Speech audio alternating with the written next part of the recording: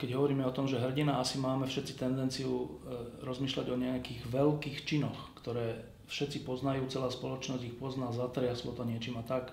Asi sú to činy veľkej odvahy alebo niečoho takého. A takých hrdinov poznám. Boli takí dvaja ľudia, ktorí sa volali Jukl a Krčméry. To boli ľudia, ktorí za komunistov povedali, ako to naozaj je, a za to boli desiatky rokov vo väzení. A povedali to napriek tomu, že vedeli, že to tak dopadne. Dokonca na súde hovorili také vety, že vy máte moc, ale my máme pravdu. Tak to sú takí, že veľkí hrdinovia.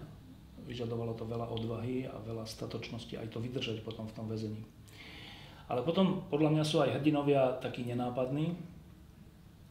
Som čítal jednu knižku od C.S. Lewisa, kde, a mne sa to veľmi páči, že on hovorí, že môže byť väčšie hrdinstvo, než človek, ktorý obetuje život za niekoho.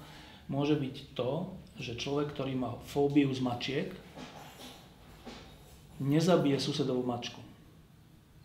Že to môže byť väčšie hrdinstvo ako to, keď niekto je taký ten rozoznaný hrdina celého sveta. A ja si to tak trocha myslím. Ja si myslím, že totiž, že medzi nami existuje veľa takýchto hrdinov, len o nich nerozprávame a je to v niečom aj troška nespravodlivé. Čiže ja sa snažím rozlišovať medzi hrdinami, ktorí sú takí tí rozoznaní celospoločenskí a ľuďmi, ktorí poctivo bojujú aj so svojimi chybami a so svojimi všelijakými danosťami a vyhrávajú občas ten boj, niekedy aj prehrávajú, ale neustávajú. Tak to je podľa mňa, že veľké hrdinstvo.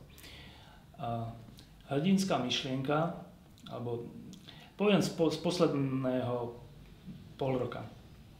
Ja som sa stretol s takým človekom, ktorý sa volá Mišo Truban, ktorý urobil takúto vec, že došiel niekto za ním a povedal mu, že urobí s ním biznis s jeho firmou, vie to vybaviť, ale musia sa podeliť o províziu.